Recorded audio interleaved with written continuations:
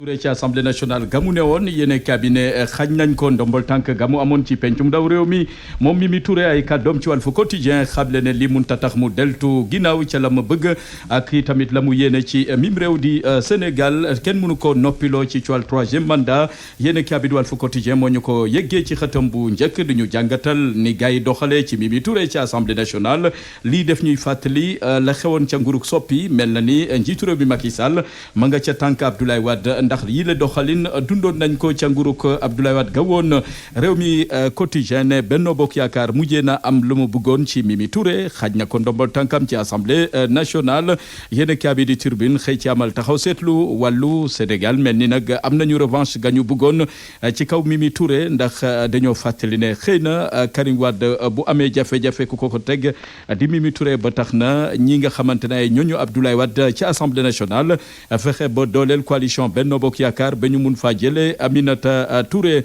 yéen a bi mu ngi ñuy dégtali tamit ab juriste goo xamante ne mooy maître wala boog docteur Mbaye Cissé xamle ne daal nañ ko jëlee ci assemblée nationale jaarul ci yoon yéen a bi ne la sànq Mimi Touré mooy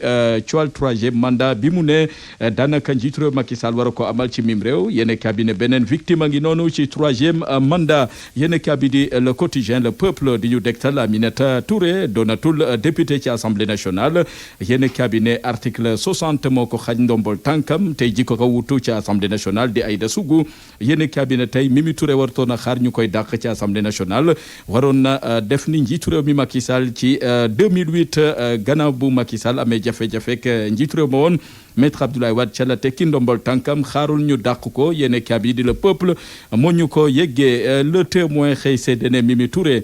daanaka gannaaw bu mu démissionné ci APR démissionné ci coalition Benno Bokk Yaakaar ca la gars yi jël dogal dàq ko ci assemblée nationale Aminata Touré ay kàddoom ci biir yéene kaa bi xam le ne daal li nga xamante ne xañ nañ ko ci assemblée nationale dañoo jalgati loi bi fexe ba mun koo sànq ci wàllu politique waaye léegi loolee du jàll waa wàllu askan wi waa wàllu Sénégal jàpp ne tamit Mimi Touré mi de daanaka dañoo fayul Karim Wade ndax la mu jot a dund ak Karim Wade moom moo giifagul ci xolub libéraux yi ba tax nañu jàppal tànk waa Benno ba ñu jëlee Aminata Touré ci assemblée nationale yéene kaabi di las génnagul pencum ndaw réew mi PDS la mu bëggoon am na ko ci Mimi Touré yéene kaabi xeduñu jàngatal dogal gi ni mel jox kàddu ñi seen xam-xam màcc ci wàllu wi jàpp ne politique rek moo ci laxasu waaye nag lu yoon dañ ko faf salfañe ca pencum ndaw réew mi yor bi xam ne Mimi Touré mi de daanaka mooy kii dolleekuwaat ci liste bi nga xamante ne nguurug Sénégal amal nañ ko ci jamono ji ci ñoo xamante ne leen a jaay doole bunduxatal leen ci mim réew bu xañ leen ay ndombol tànk wàllu moom pare na ngir dooleel coalition Benno Bokk Yaakaar ngir sànq ñenn ñi ka ca fës di Aminata Touré ma ñu bunduxatal ci assemblée nationale Benno ne muy ñu ko fay jëlee yéen a bi xeeduñu dégtal xewoon ca mbirum Moustapha Cissé Lo ak Mbaye Ndiaye ci jamono maître Abdoulaye Wade yéen a bi di Sud Quotidien Benno fexe nañu ba xañ Mimi Touré honorable député gamu doon wuyoo yéen cabinet les règlements intérieurs bu assemblée nationale charte yi tënk pencum ndaw réew mi dañ ko salfañe dañ ko joggati waaye nag loi constitutionnelle bi dañ ko taxañ tege ko wet jëfee nu leen neexee yéen cabinet Sud Quotidien jox kaddu Mamadou Lamine Diallo député ca assemblée nationale gis ne bi leen ndombol tànk ga ñu xañ Mimi Touré nguur gi def cee jublu ngir neewal doole jigéen ñi ci wàllu politique Thierno Alassane Sall joxe na ci gis-gisam xamle ne ni nguur gi doxalee jëmee ci Aminata Touré de salfañe démocratie fii ci mim réew yéen a bi di l'info di ñu fàttali ne Aminata Touré daj na la Mbaye Ndiaye dajoon ca nguurug soppi ga woon la Moustapha Cissé Lo dajoon ca nguurug soppi ga woon dañ leen a dàqoon ci assemblée nationale nguudam bupp ay kàddoom ci biir yéen a bi di l'info am jaaxle lool ci république bi nga xamante ne mu ngi en danger lu ne mun na fee xew ndax nguurug jaay doole gamu ne moo fi xew ba tax na ku neexul nguur gi ñu jaay la doole fitnaal la lal ay pexeek ndëgg sërëx ba mun laa sànq ci wàllu politique yéen kaabi di critique ne ku yaboo tiit ci ndakaaru fan yi fiti yëpp a dem ndax wàllu ci wàllu politique ak wàllub yoon dossier Adji Sarr ak Ousmane Sonko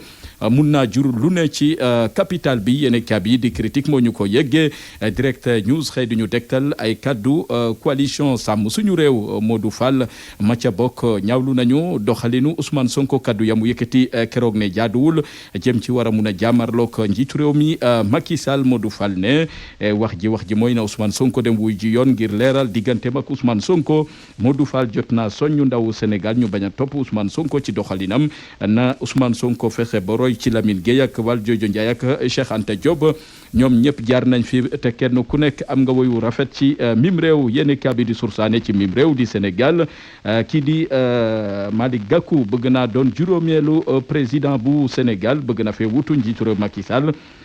jot na xamal njiitu réew Macky Sall ne cool 3e mandat na ko teg ci suuf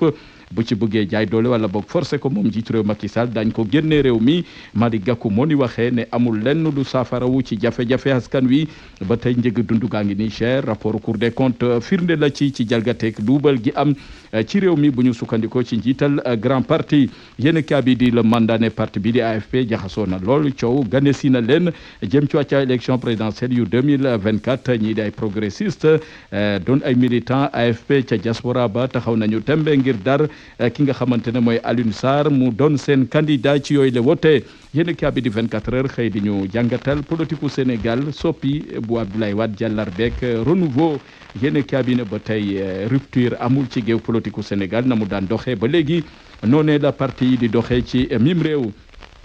Libération dox wutali waxu Ndakaaru yéen cabinet jot nañ fee teg loxo lim bu takku ci cocaïne di xeetu drogue lu toll ci juróom-ñetti téeméeri kilogramme ak yu toftal ci wàllu cocaïne am